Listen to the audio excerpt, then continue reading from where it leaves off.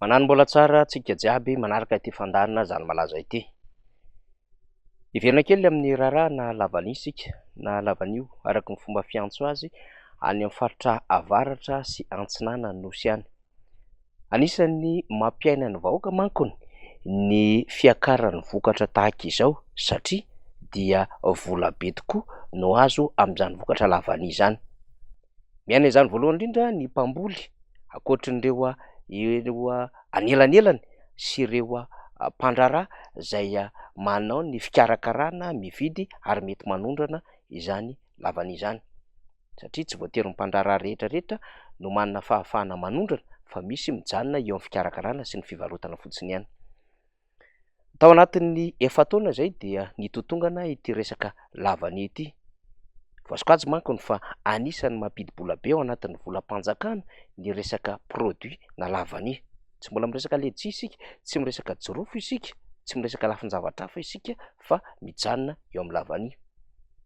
Ka anisan'ny manatsara ny kitapom-bolam-panjakana amin'ny alalan'ny vola vahiny miditra eto an-tanindrazana satria rapatire mody ireo vola vahiny rehefa avy ataony fanondranana. Rehefa betsaka manko ny exportation na ny fanondranana dia azo lazaina ho maro toerana ny vola vahiny satria ny fomba fikajiana ny vola vahiny amin'ny alalan'ny mida dia ny resaka tolotra sy ny tinady amin'ny alalan'ny fahabetsahan'ireo vola vahiny na tahirim-bola vahiny izay miasa eny anivon'ny banky foibe ary mandeha manao an'izany asa fividianana sy ny tolotra izany eo anivon'ireo banky primaire samihafa. Ka tena ilaina ny fampidinana ny vola vahiny eto Madagasikara. Rehefa misy ny exportation, ny aina an'izany ohatra ny teny amin'ny tontolo ny harenan-kibon'ny tany izay misatra de misatra izy amin'izao fotoana izao ary resaka produit izay resahantsika izao. Ka ity lavany ity dia azo lazaina fa tena hozatry ny fiainan'ny any ambanivohitra. Io no miantoka ny sakafo isan'andro, io no miantoka ny fianarana za-madinika, io ihany koa no miantoka ny fampianarana an-tanambe ho an'ireo heverina fa nahavita fianarana ary tokony hianatra eny anivon'ny université samihafa na tokony hianatra ihany koa eny anivon'ny lycée na CEG. Io ihany koa no manatsara ny fiainana isan-tokantrano ny vahoaka any ambanivohitra ka mba hahafahan'izy ireo miaina tahaka ny olona aty an-drenivohitra, mijery fahitalavitra, manana vata fampangatsiahana tsara, manana ventilateur, manana jiro hazavana izay azon'izy ireo amin'ny vola maimaimpoana, ahafahany ihany koa manangana trano ary tsy trano amin'ny tafo bozaka fa amin'ny tafo taolana sy ny sisa sy ny sisa. Nisongadina ny fiainana vahoaka malagasy taloha teo, ataontsika hoe 5 taona lasa zay satria mba nety ny resaka lavany ary nikarikevitra amin'izany daholo ny rehetra rehefa nisy trangana lavany nampanahirana tany amin'ny taona 20 tany ho any. Tsy ampanindretra manko fa tamin'izay dia somary nihidy, nikatona ary tsy netinety ny tsena ny lavany dia voatery nivory ny tompony andraiki-panjakana tamin'izany ary naka fanapahan-kevitra hampalalaka ny tontolon'ny lavany.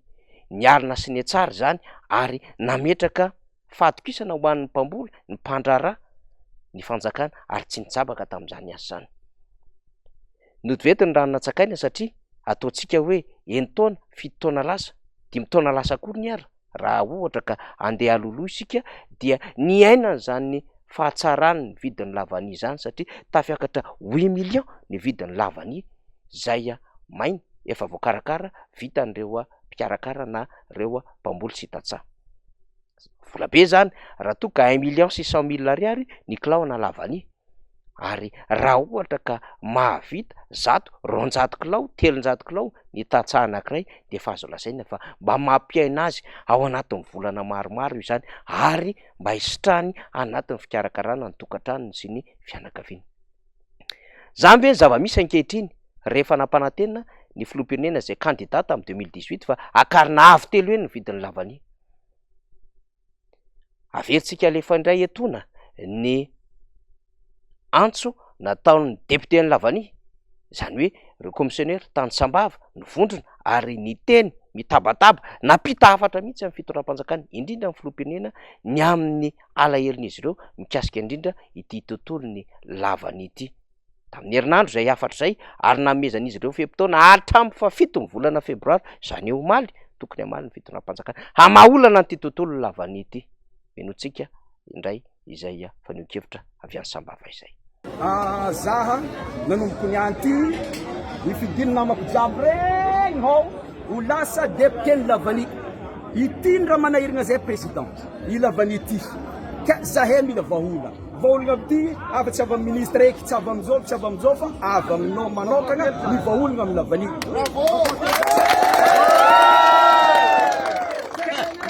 ke ny rangatanay mangina manao ny raha angatanay président ny raha tegna angatanay eto alalaha ny exportation sa fa exportateur-anay aty koa vonogna karaha ty tsy ho isy lavany tsy isy olivanga lavany aminay eto na mesy nandre agrément ny olo jiaby nefa jusqu'à zao tsy ambeny nandre mbola 150 tonnes ngambany mbola 150 tonnes dimapolo ambizato tonnes ny lasa hatramizao nefa efa tokony 1300 1400 tonnes raha par rapport tamin'ny taogno lasa mijaly ny vahoaka aty aminao ny lakile ny raha jiaby mandeha ake zegny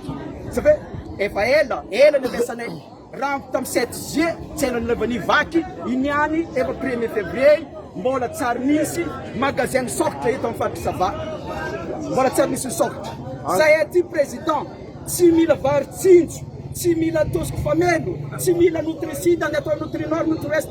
tsy mila zegny zahay tsy ilainay zegny fa ny raha ilainay vidim-bokatra anay amina zahay andafy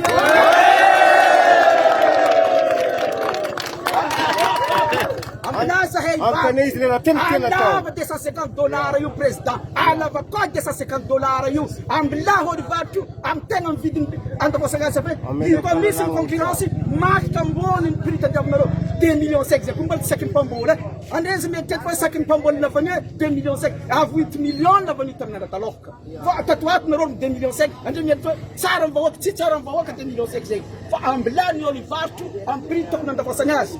avy tsara ny exportateur-anay misy voly exportateur aminay aty mavangy lavaninay aty mavangy anjare izy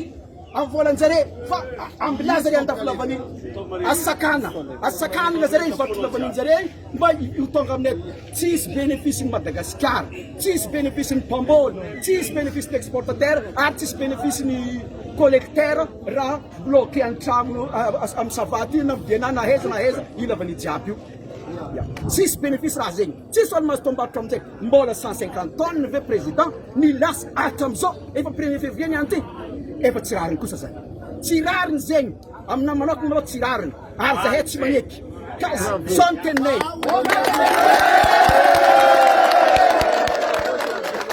sao ny teniko farany président zegny hoe teniko farany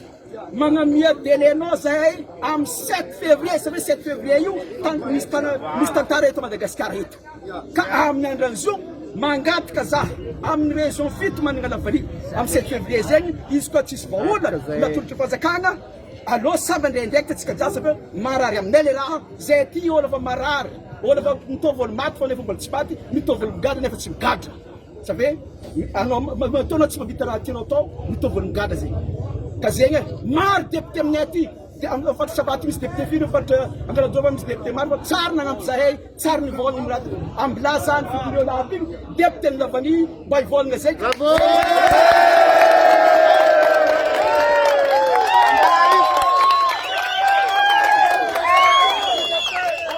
ino ny vaovao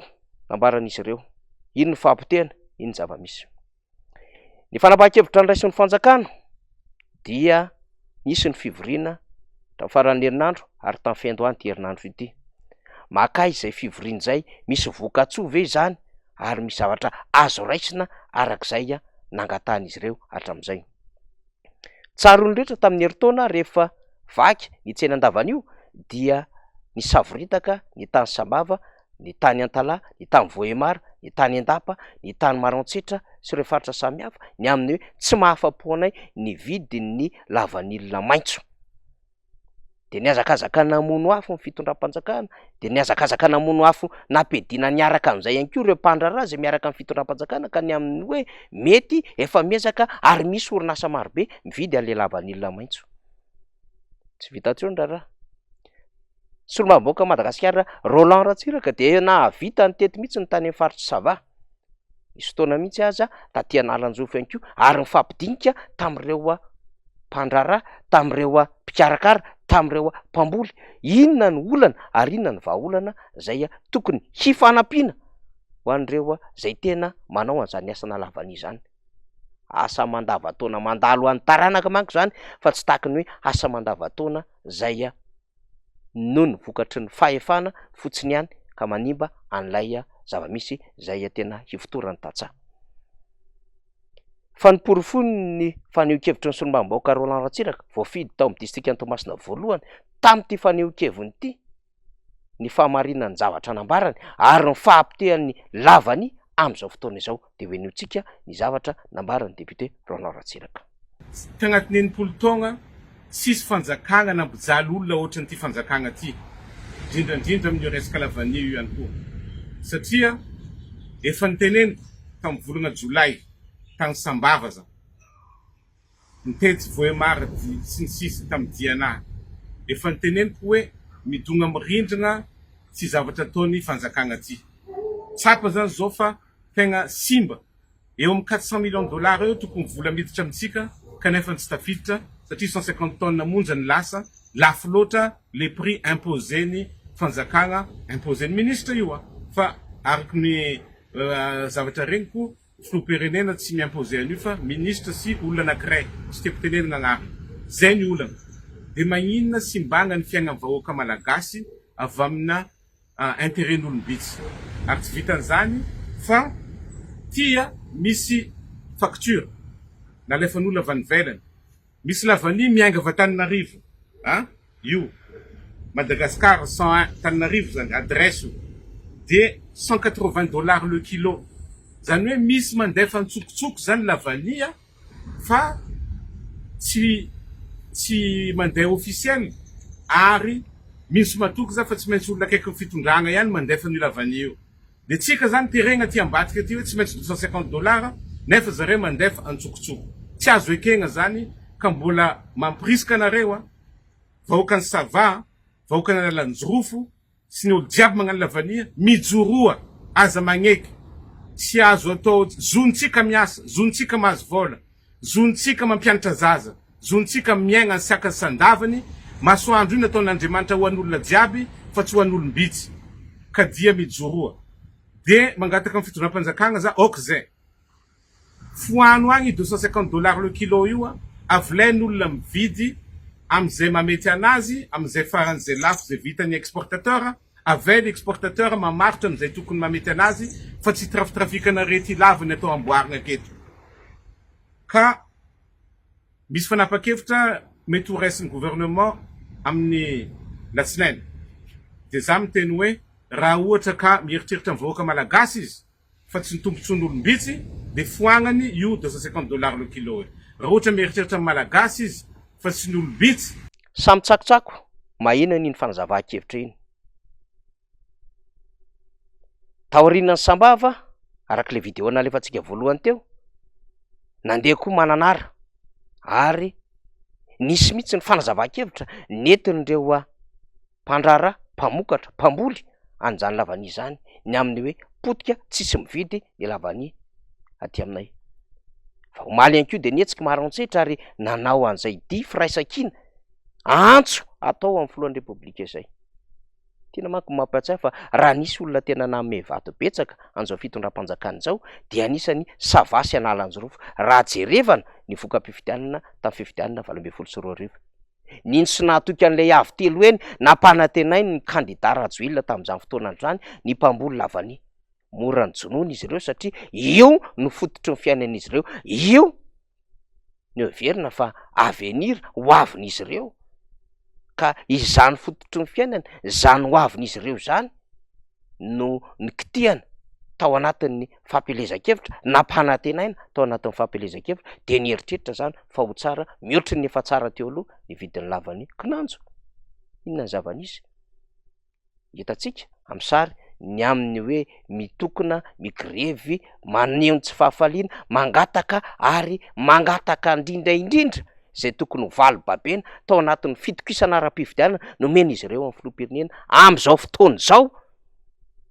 ny tatsahany ambanivolo am'ty resaka lavanilina ity. Mazava le teniny avy any Sambava teo hoe tsy mila varitsinjo, tsy mila tosika afamena, tsy mila nitricide fa tsarano tsinanay am'izany resaka lavanilina zany. Inona moa ny ao anatin'izany? Foan'io prix plancher io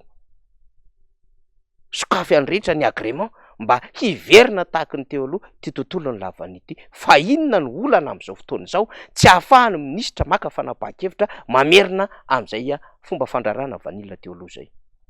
Iza no misehatra sy mibaiko ary iza no mibahana ny tontolo ny fandrarana eto Madagasikara ka mampimenimena ny sehatra rehetrarehetra ny amina hoe zay ale rehetrarehetra dia ahenoana mpandrara midondy sy misehatra am'izany asa zany avokoa ka mahasimba ny asa fandrarana. Fanjakana rahateo miditra tanteraka mijabaka ao anatin'izany asa zany ka lasa tsisy fahaleovantena, lasa tsisy fifananana le asa zay azo lazaina fa ny aina atsaka ny sandavany teo aloha ka tonga ny fahampitena ankehitriny. Iza nefa no amelona an'ireo tantsaha ireo rehefa tsy manam-bola, rehefa tsy misy ny enti-manana ahafahan'izy ireo mikarakara ny tokantrano sy ny fianakaviana. Tsy ahavita hisehatra sy hikarakara an'izany fanjakana satria fatatsika fa voafetra ihany ny vita ny fitondram-panjakana. De inona moa zany fa ampitombo ny fahantrana mihoapapa nefa misy am'izao fotoana izao ka ho tanteraka tokoa ny zavatra ambarany eo anivon'ny banky iraisam-pirenena fa ny 7.7 isan-jato malagasy dia ahantra fadiranovana avokoa. Zany ve ny tanjon'ny fitondram-panjakana hamotika ny vahoaka malagasy? Zany ve ny heverina fa tetikady ny heverina fa tehaka te hamikotra n'ity Madagasikara ity ka hampandoalika ny vahoaka malagasy ao anatin'ny fahantrana lalina ka tsy ampiteny azy hampanginana ny vavany tsy hampetsika azy. Mijoro ny rehetra am'izao fotoana izao ary ny antso nataon'ny député Roland Ratsiraka iny de tokony mipaka any am'ireo mpisehatra ny lavanilina rehetrarehetra aza manaiky fa mijoro satria zo tokony aina sy mba hiverenina ny tsena tahaka ny teo aloha ny tadiavina ao anatin'izany fijoroana izany. Zany zava-misy, zany malaza, makasitraka tompoko lahy, makatelina tompoko vavy.